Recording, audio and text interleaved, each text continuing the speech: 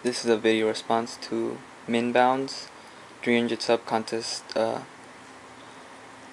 Okay, and the question is, how do I store my preps? Well, since I'm in my home away from home, my dorm, I don't have as much space as I would like, and even if I could use up more space, I still like this method. It's just a simple container, plastic, prevents light from reaching into what I have stored, so it should last longer. And this is one item. Well, these are all the preps. I took them out. Just a lot of things. Canned goods, some granola bars, spices. You're gonna want some spices. Tabasco sauce, Tabasco, oatmeal, sugar. Well, you get the point. Well, also, if you're gonna store canned goods, keep some can openers with your canned goods in case you can't find or your other can opener. Tape this to one of these top and you're set. Okay, so grains and these kind of things that are susceptible to bugs, what I do is get some of this stuff, diatomaceous earth. Great for many things, supposed to be healthy. You're supposed to be able to eat this, feed it to your livestock or farm animals to kill worms. Kills a lot of bugs, so it's good to have around the house. It's all natural. It's an organic method. You could use this in the garden, and what I use it for right now, just drop it over my grains. It's really cheap, honestly. This is the food grade diatomaceous earth, all natural. That's basically what it is. Fossil shell, flour, anti-aging agent. Yeah, this is the brand I would suggest, Green Sense, because this is the brand that I've looked into, and it has the least amount of silica, which is what you want to avoid. You could actually eat this, like put this in a drink, eat it, and it's supposed to. Someone cited that it was used for colon cleansing. Should I say. Really good. I actually bought a lot more, 50 pounds, so yeah, I know it works. This is used to preserve grains, like the ratio, if I remember correctly, was 7 pounds of this to a ton of grain, beans, rice, whatever. And bugs, it kills the bugs by dehydrating. What this does is that right now to the touch, it's really soft. You can't even tell that it's like very small shards of glass that damage the film that a bug has that allows it to retain water effectively. So you're basically doing, bug walks over this or tries to get at something that's covered in this and damages that film. They dehydrate in 1-2 days and your food's safe. This, again, like how I was saying, really cheap. This bag, 50 pounds, $48 including shipping.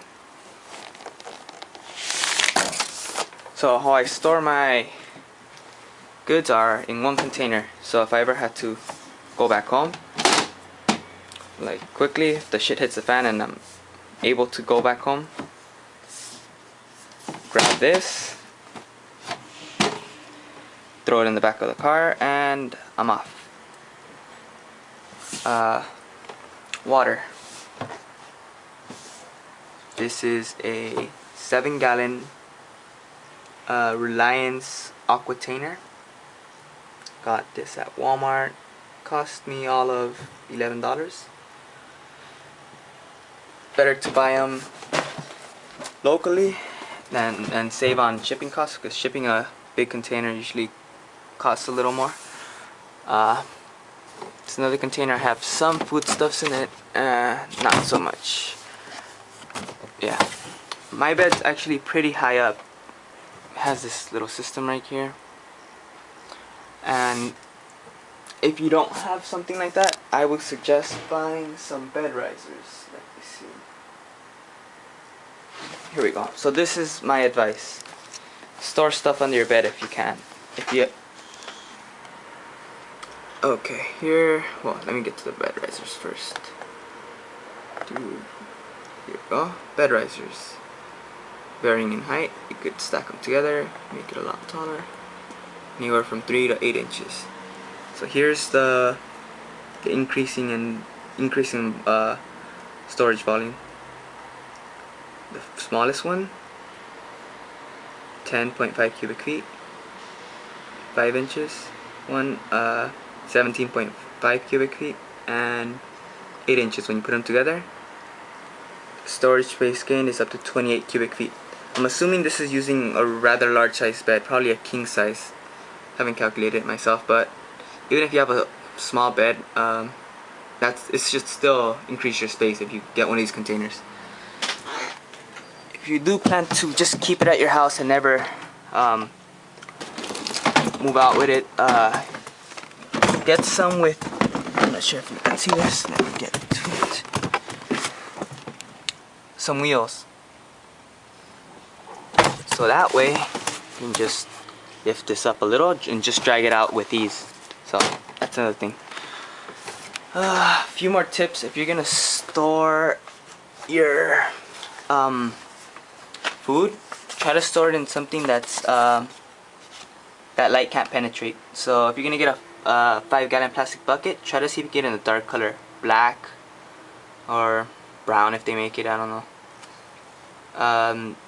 Because light is one of the main factors that in food degradation. Okay, something else. Oh yeah, sugar and salt don't need oxygen absorbers. I think it actually damages them or something. The food grade plastic buckets, as long as you can tell they're food grade if they're either labeled HDPE, which stands for high density polyethylene buckets, or it has a recycle symbol with a 2 in the center. Also, if I was storing this in a cool dark place, say like my garage, where someone may be able to gain access to it, I would mislabel this with big black thick black marker or something noticeable and label it something like Christmas decorations, Halloween decorations, or something like that, and maybe even lock it, but don't have the lock showing. As long as that's on there, it should deter theft, because people aren't gonna waste their time after they see that it's basically, there's a chance that there might not be food if they're looking for food in it. They're not gonna waste energy and time to get into your container, which for all they know just has some decorations. In actuality, it has yummy white rice. Okay, so yep, that's all the tips I have for now. I come up with anything later, I'll add it in the information section, or make another video. Thanks again for the contest, and congrats on your subscribers.